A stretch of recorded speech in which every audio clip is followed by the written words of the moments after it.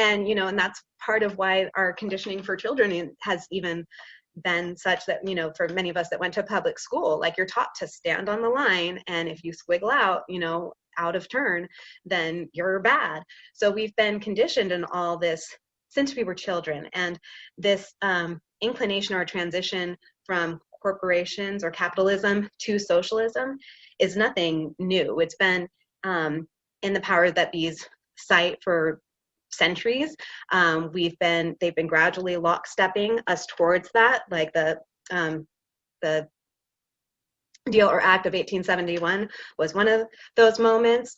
Also the New Deal, when we got our paper straw men, and the dollar was no longer backed by gold, and we got the Federal Reserve. So all of these have been steps towards the same goal of basically human enslavement and total control, where instead of having a personal relationship with your creator God, that you have to go through, whether it's government, whether it's the Pope, whether it's science, whatever it is, what you think and what you feel is not official, is what they're telling us. That whatever way and means that you have to like survive and keep yourself alive by like living off the land, building your house, finding your water source by building a well, partnering with your neighbors and community around you so that you can trade and barter and all that stuff. That's the complete enemy of this socialist regime. That's why right now you have to pay property tax, you have to like pay taxes on the land, and then pay taxes on the building that you put on the land, and then, you know, insurance on the land and all those to even qualify for the taxes. And then you get taxed on the money that you're earning, and then you also have to pay tax on the things that you're buying. And so, you know, a lot of people were in outrage recently when Donald Trump's tax returns were reported that he only paid, I forget how much, $700 or something like that. Apparently. Huh? $750 apparently. Oh, $750. Okay, don't want to understand. Don't want to shortchange him. But and everybody was in, you know, furious about that, rather than putting the focus. That could have been a great time to put the public consciousness on what are our tax dollars doing, why are we paying these, how many and when and where and, you know, why and all that. Are we expending our tax money, and how efficient is that? Like, it's okay to try something out for a couple years, a decade, you know, a generation, and see if it works. And then if it doesn't, we fix it and we amend it. That's what our nation was built to be able to do, to grow and evolve as it needed to, but staying true to those principles of God and country, of, you know, like of the patriots, and that we are all one and created equal in that sense. And so that's why the languaging and the doublespeak of socialism is so persuasive. And that's why when we speak in a way that may seem divisive, because it may seem like we gear towards the conservative or Republican side, but, you know, we have just as much compassion, you know, for all our liberal or Democrat brothers and sisters, of course, too. And, you know, everyone's kind of on their own programming to, you know, think a certain way. We're exposed to certain influences and stuff. But yeah, there's been just like such this conditioning where good-hearted, well-intentioned, you know, educated, like smart people are agreeing with these socialist practices and not even realizing that is like you're trying to be mindful of all, like you said, like everyone, the community regulates and operates what each person has, but we're not realizing, yeah, the invasiveness of that, of like, does that mean that regulatory body gets to decide when and how and what piece of food gets to go into each person's mouth at that same time? Because that would correlate to that policy. That would be fair, right? But who wants to live that way? Exactly. What it is financial bondage, if nothing else. It would be and if Americans care about anything, it's about money.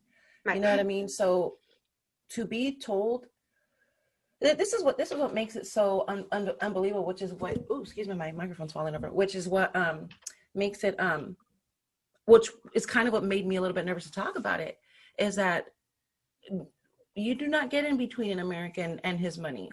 You know what I mean? Right. That's the, you know, we were born here, we were Ooh. raised here. Capitalism is in our blood no matter what. And Right. the only ones who don't feel that way are the ones not doing anything to try to make their own money. Bottom line. You know what I mean? It doesn't make everybody rich. It doesn't make everybody on the same level, but we're not all supposed to be on the same level. That's what makes the world, that's what makes the country go round. That's what makes supply and demand possible. That's what makes small businesses possible.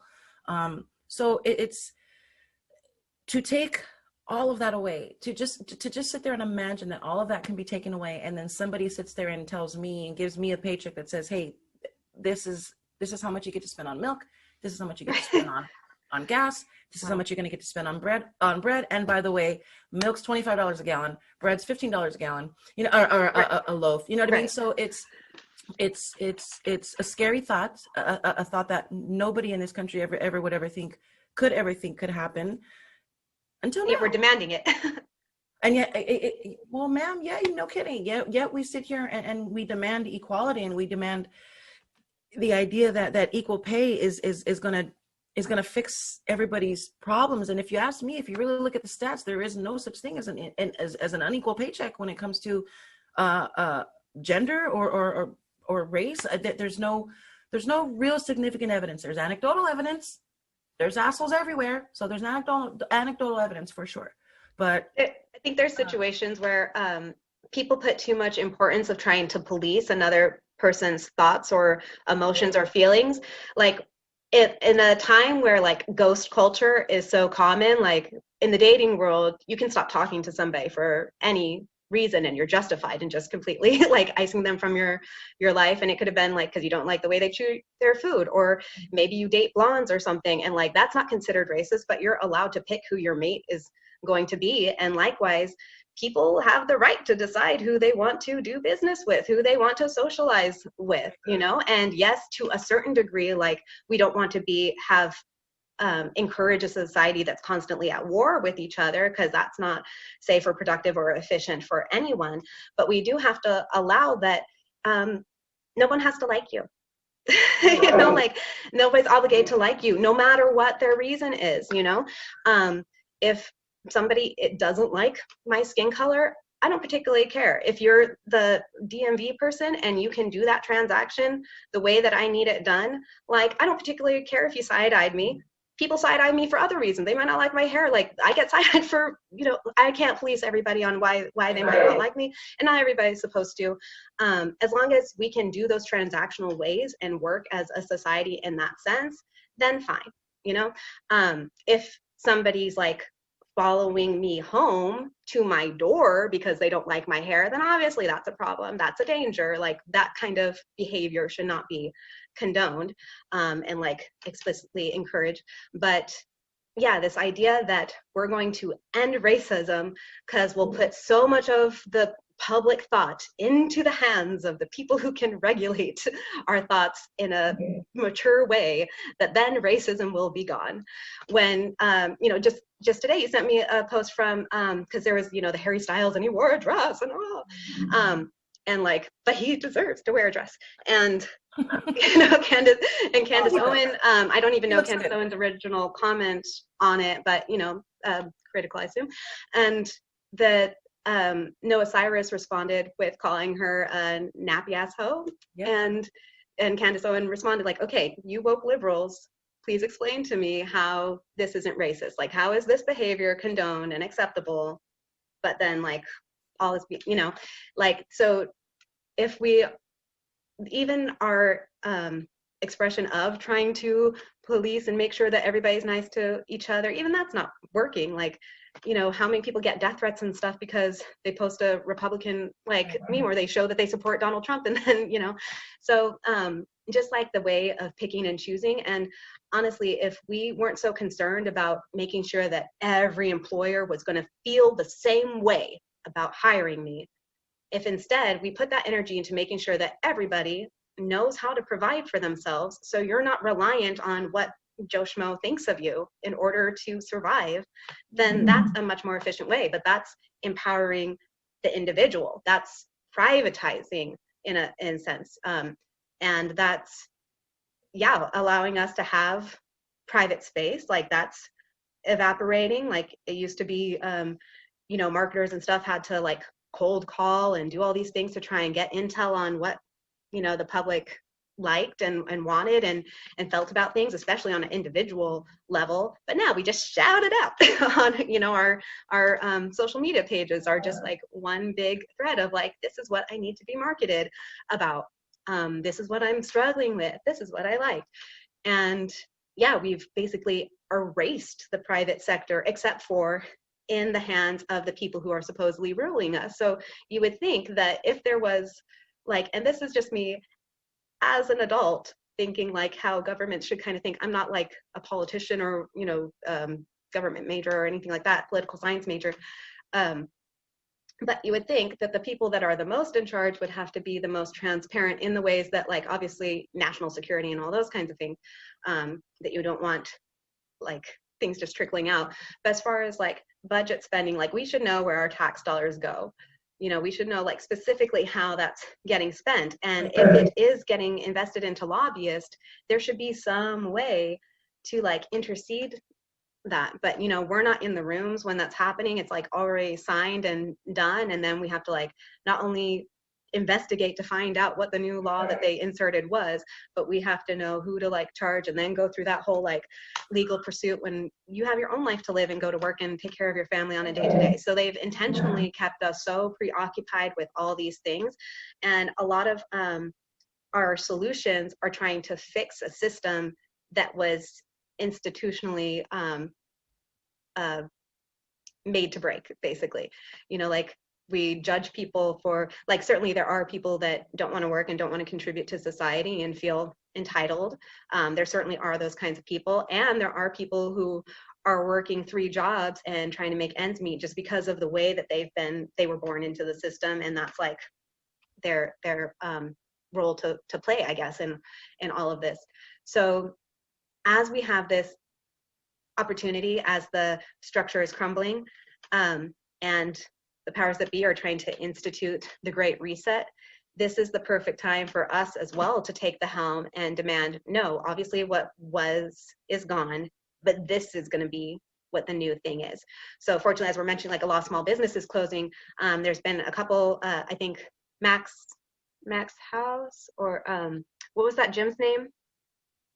I think it was in. Oh, I don't remember. The one in, I believe it was in New York. Yeah, I think it was in New York. But yeah, they had like.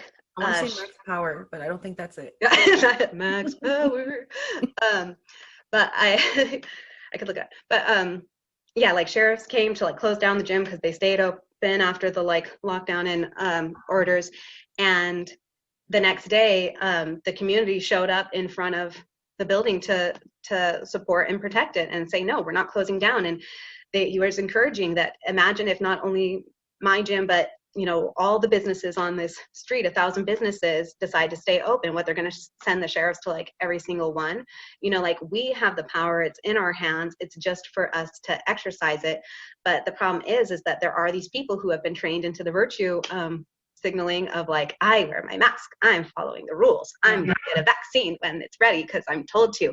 And Dr. Fauci reminded us that like he doesn't want to see all these vaccine deniers or suspicious people waiting too long. Like, don't be waiting 3 months until June or 6 months until September to get your vaccine. You should actually be the first group of people to get it, so that way you can just get it over with and not be so anxious about it.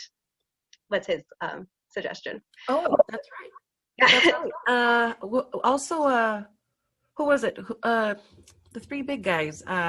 Oh yeah, Clinton and Obama doing the whole we're gonna get the vaccine first. The whole and do it live, so that way to dispel, and they're even advertising it as this to dispel criticism or fear of the vaccine.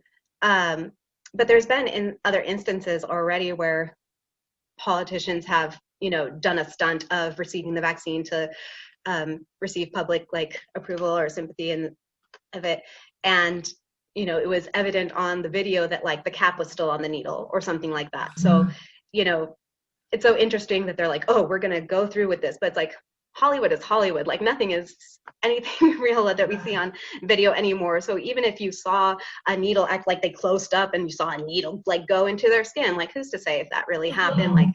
Like don't compromise your health because you believe